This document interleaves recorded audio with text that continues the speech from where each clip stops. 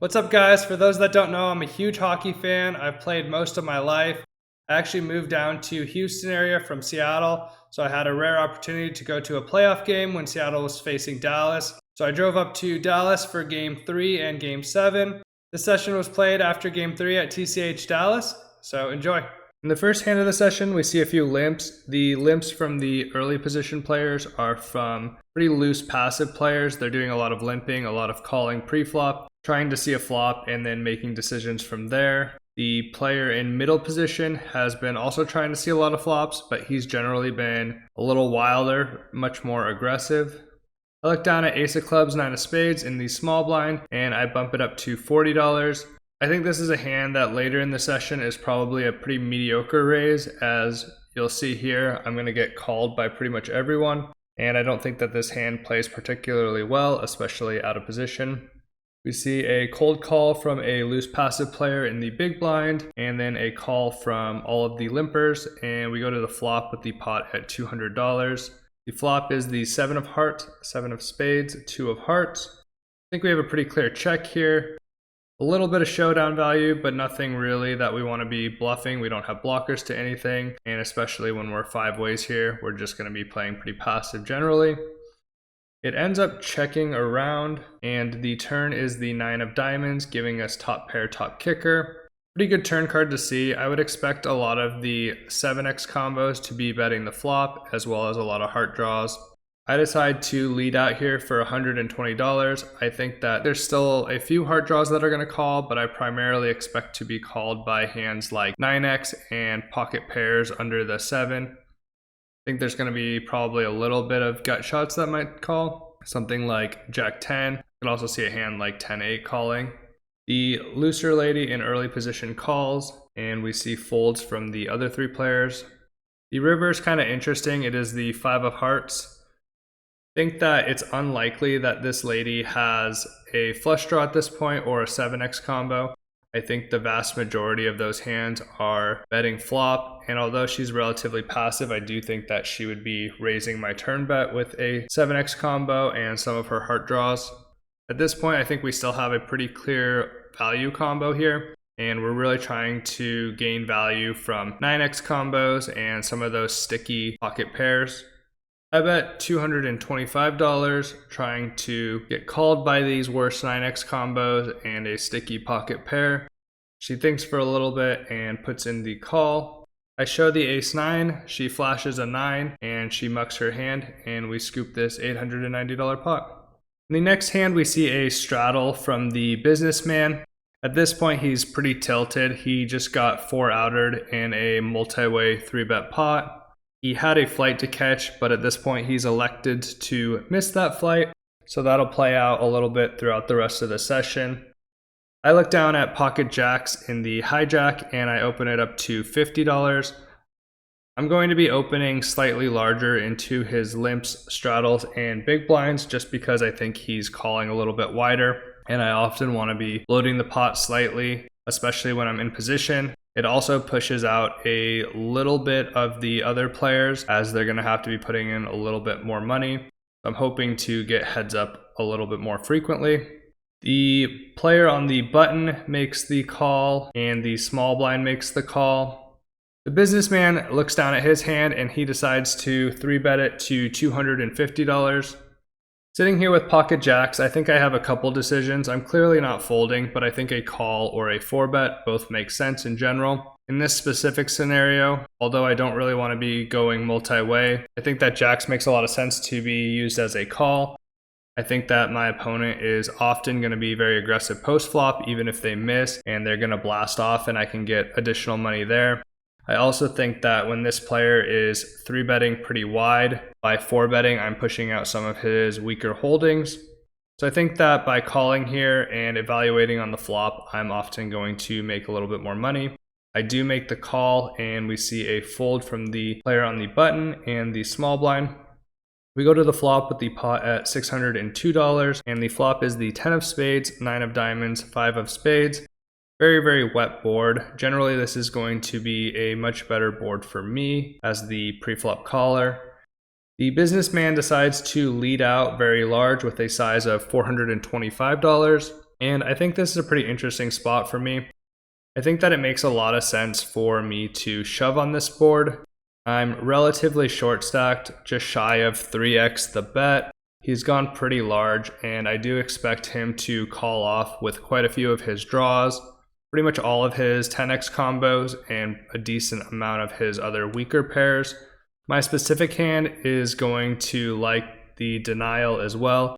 If he's folding a hand like ace king, I'm pretty fine with that result overall. And even more so, I think that it's unlikely that the businessman is going to blast off here completely on a lot of turn and river cards. If he has a hand like ace king, I do think that he's going to slow down if we see something like an 8, a 7, or a spade. So I think by shoving here, I'm going to be gaining a lot more value in this specific scenario where the board is very wet with the stack to pot ratio. I shove all in for $1,170. He thinks for a little bit and he folds, saying that he had ace high. Similar to the first hand of the session, there are multiple limps and I'm in the small blind. This time I have pocket nines and I bump it up to $45. Unsurprisingly, we see a call from the loose passive player in early position, the loose player in middle position, and the businessman also in middle position. We go to a flop with the pot at $182, and the flop is the 4 of hearts, 3 of diamonds, 2 of clubs. Generally, I think I want to be betting here with pocket nines. My hand specifically gains a lot of value in folding out overcards, especially when we are here multi-way. I think that my opponents are still going to be calling very frequently with worse pocket pairs. I think that they will often be calling with a lot of their straight draws. Some of their gut shots might be folding, but I think at this specific table, they're probably calling a little bit more frequently. I would also expect pretty much all ace-x combos to continue here. So I continue here for a size of $75. We see a call from the loose passive player. We've seen this player play a pretty wide range of somewhat connected hands, regardless of the suits. I think that if this player had 2 pair, they would probably be raising here, but I think it's often that they have a weaker pocket pair, a 4x, 3x, or 2x combo, and again, I think they're going to have some of those straight draws. The loose player in middle position makes the fold, and the businessman makes the call. I think that the businessman is also weighted towards more marginal hands here. I think of anyone, he's the most likely to continue here with gut shots and overcards.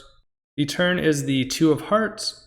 I think that my hand can go either way. I think generally I probably want to continue barreling here, although I do think that my opponents are much more likely to have 2x combos than in a normal lineup. My hand still gains a lot of value from continuing to deny equity. We really don't want to see an overcard or something like a 5 where all the ace-x combos have made a straight. But at the same time, I don't think there's too much to deny in terms of flush draws here. I still think that my opponents are very weighted towards medium strength pairs, but maybe that makes it so that I should be betting here more often, as there's a lot of scary rivers as well. I elect to check, and the loose passive player checks behind, and the businessman decides to continue here for a pretty large sizing of $300. I think in this specific scenario, the businessman is going to be very aggressively trying to take down pots, and I think that I'm just going to have to call down on most turn or rivers. I make the call, and the early position player makes the fold. We go to the river with the pot at $1,007. The river is the 10 of clubs. Really shouldn't change too much from my opponent's range unless they possibly have a 10x of hearts combo. I check, and he goes a little bit smaller here, betting 300. Generally, when this player has had a monster, they're betting pretty large. I don't expect him to have a 2x here. It's definitely possible he does have that 10x combo, but I think I have a pretty clear call here with all of the straight draws missing and him possibly betting too wide with a weaker pair. I make the call. He shows the Jack 5 offsuit for the open ender on the flop that decided to barrel, and my pocket nines are good. In this hand, we see an early position limp from the lady, and the businessman opens to $25 from middle position. We see a call from a tighter reg in the cutoff and a call from a tighter reg on the button. I actually have played with the cutoff in Seattle, surprisingly, So I have a little bit of data going into this hand. I look down at King 5 of spades in the small blind. I'm getting a pretty good price, and I think that this is a table where I generally want to see flops. So I make the call, and the big blind decides to make the call behind. The lady also calls, and we go to a flop with the pot at $150. The flop is the 7 of spades, 7 of hearts, 6 of spades, giving us the second nut flush. It checks to the businessman and he bets $100. I think that he's still going to have a wide range here. I don't think that he is thinking that this pot is multi-way and he should definitely be tightening up. I expect him to have all over pairs here, all 7x, some 6x, some weaker pairs occasionally, and all of his gut shots, and possibly some of his like overs and heart draws. I don't think he's getting completely wild and just betting like King Queen offsuit here, but at the same time I would not be surprised if he is betting some of his broadways when he should be clearly checking. The tighter reg in the cutoff makes the call. I think that he's likely going to be raising a lot of his 7x here and some of his flush draws and straight draws. So I think when he makes the call here, he's a little bit more weighted towards a pocket pair or 6x, although I don't think that he's going to be raising all of his 7x here. It folds to me and I make the call in the small blind. I think that my hand can definitely play as a raise at some frequency. I think that specifically the high flush draw with a weak kicker is generally better here. I can also pick up things like a straight draw on the turn, but I think I'm getting a pretty good price and I think that a call is perfectly reasonable here.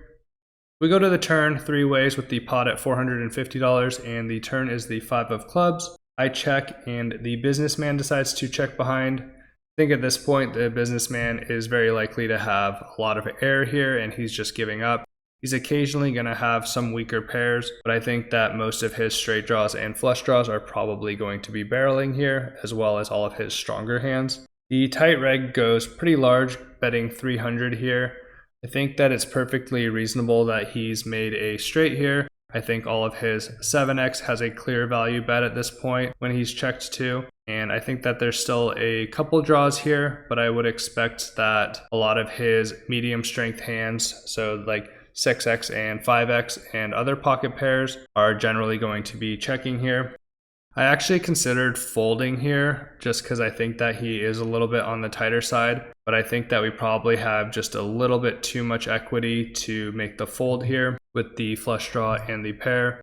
Obviously versus 7x, the flush draw is good, and if he doesn't have that, then we're often ahead or have a lot of outs.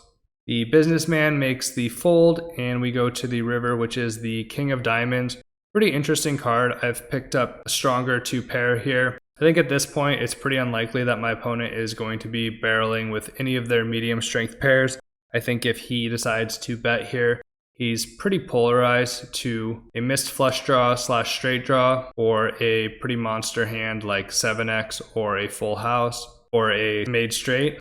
I check and he bets about half pot here. Kind of an interesting sizing by him, 495. Honestly, it kind of makes me feel like he has value here. I know that's kind of like weird, but he's picking a very specific bet size in this scenario, which makes me feel like it is leaning towards value.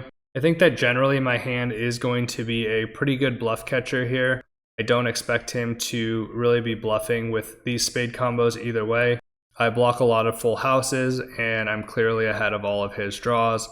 The problem is I don't really block any of the 7x combos. I don't block any of the straight combos, and I think that this player is often going to be giving up with their bluffs on the river, so I really feel like he is weighted towards value here. After thinking about it for a little while, I do elect to make the fold, and our opponent scoops this pot. In this hand, we see an early position open to $20 from the tighter reg. I decided to get a little bit out of line here and 3-bet to $60 with king queen offsuit from early position. It folds around to the businessman in the big blind, and he decides to cold 4-bet to $250.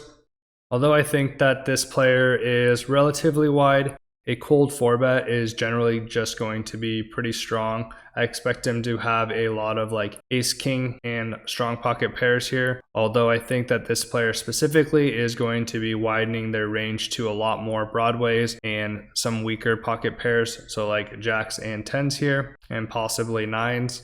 Because of that, my hand generally doesn't want to be calling here, even in position, and I think that my hand makes a pretty good candidate to 4-bet at some frequency. I'm blocking my opponent's strongest holdings with the king and the queen, and I think that I can apply a lot of pressure on this slightly wider range.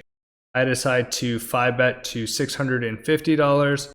The businessman thinks for a little bit and he decides to make the call, and we go to the flop with the pot at $1,322.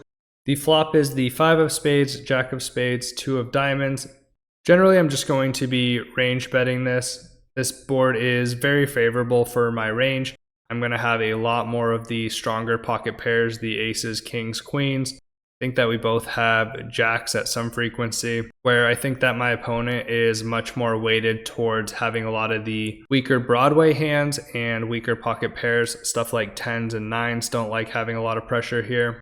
I don't think I need to really use a large size here. I think with the stack to pot ratio in the 4-bet and larger pots, you can pretty much just get it in on turn and river. So I elect to bet $450, probably a little bit larger than I even need to go in this scenario, but I think that I do want to apply a little bit more pressure on some of his pocket pairs and his ace king, ace queen. I do think that his weaker broadways are going to be folding regardless of size.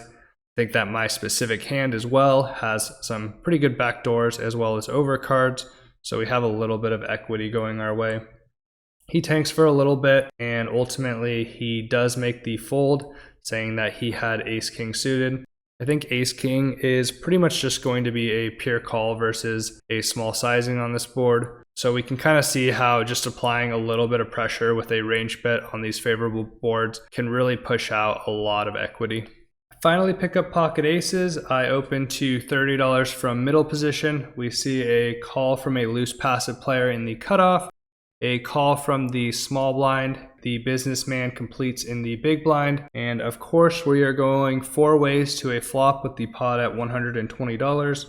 The flop is the 7 of spades, 5 of clubs, queen of clubs. It checks to me and I have a pretty clear bet here. I expect to get called by a lot of worse pairs, and there's a ton of draws here. Don't love having the ace of clubs, and this is definitely a hand that I can check at some frequency, blocking some of the continues, but I think with the wide ranges that are continuing on flops at this table, I expect to get at least 1 or 2 callers, and I do want to clean up some equity as well as just gain value from all of those hands. I go slightly larger than I normally would as well because of this, and bet $80 into 120.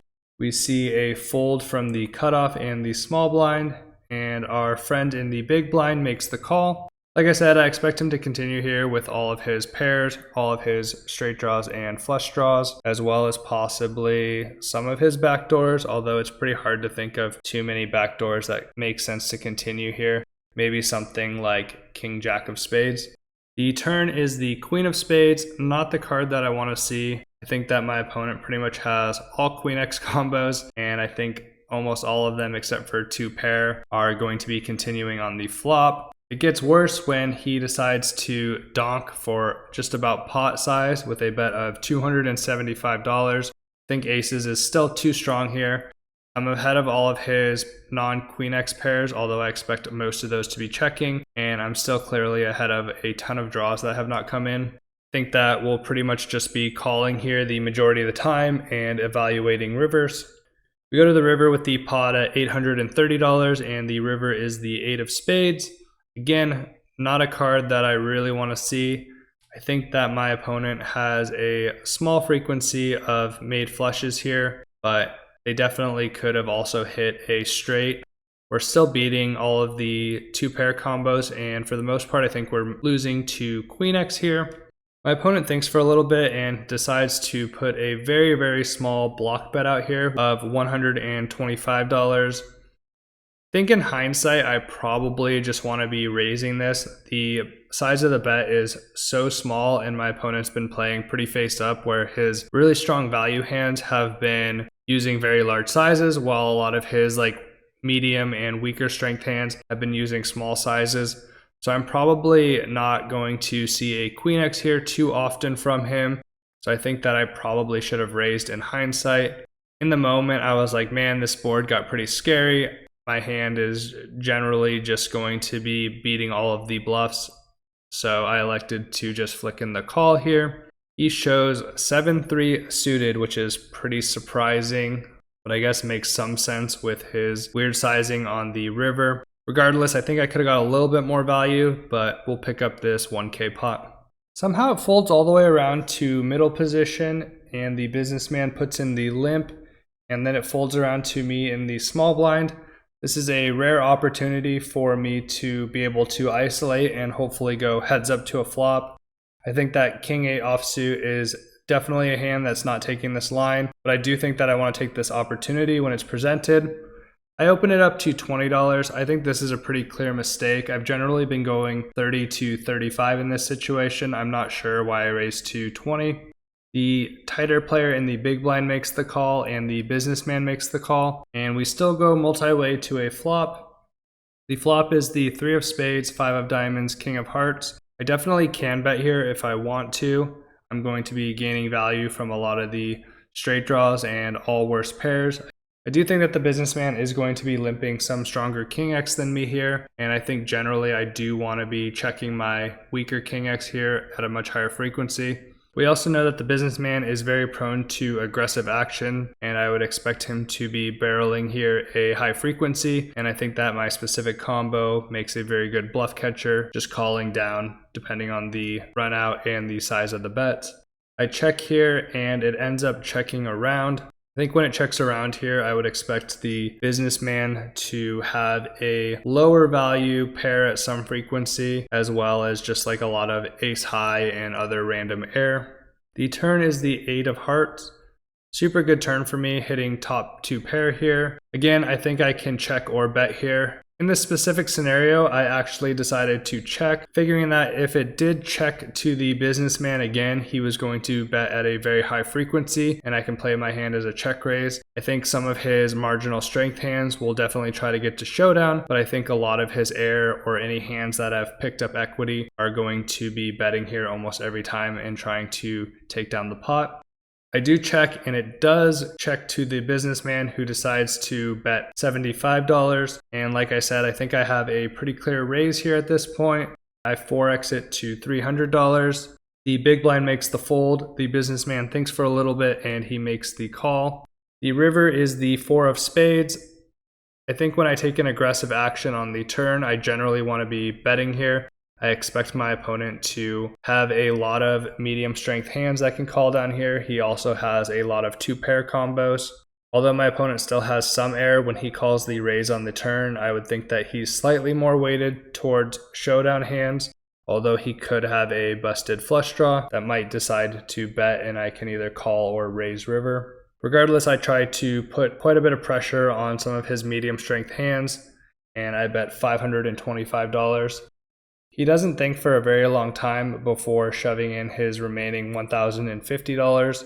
I'm not super thrilled here because he's clearly value betting, but I think that he definitely has worse 2-pair combos, so we quickly flick in the call, and he shows the 7-6 offsuit for the nut straight. And all of our work throughout the session has unfortunately been passed towards the businessman, so hopefully I get another opportunity to get it back before I leave. Thankfully, just a few hands later, we get another opportunity against the businessman. He limps from early position, and I raise it to $30 with ace-jack offsuit.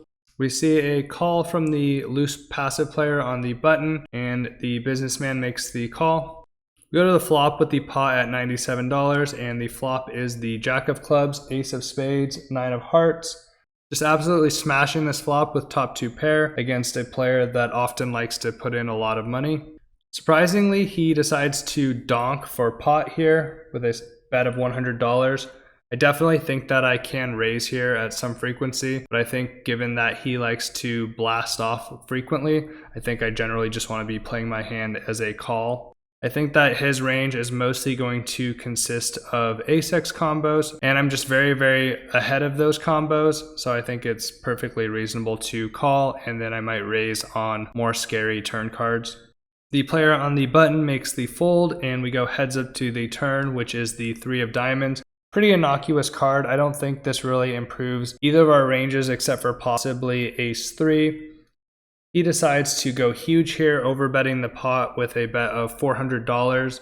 At this point, I think that my opponent really does have a strong hand here, either a 2-pair combo or a stronger ace-x combo. If he is deciding to do this with a hand like queen 10 though, I think that we want to keep letting him barrel on the river. And if he does have a hand like ace queen, ace 10, ace 3, then I think I can get most of the value on the river regardless, as there's no flush draws and very few straight draws on this board. We go to the river with the pot at $1,200, and the river is the 5 of diamonds. Really shouldn't change anything here, and he decides to go large again, betting $900. And at this point, I think it's time to spring the trap. I have a pretty clear shove here, just hoping he has a sticky top pair combo or possibly a 2-pair combo here. I shove all in for $2,260. He tanks for a little bit and he says, I guess I have to call. And he puts in the call. We show the ace jack for top 2 pair, and he flips over jack 9 offsuit for a worse 2 pair. And we scoop this 5.7K pot to end the session. Fortunately, Seattle didn't win either of the games that I went to, and Dallas won the series in 7. Congrats to Dallas and good luck in the next round. Fortunately, I did do very well on the felt, and I made about $4,700 in profit. I had a lot of fun playing at TCH, and I'll definitely be back to check out the room again.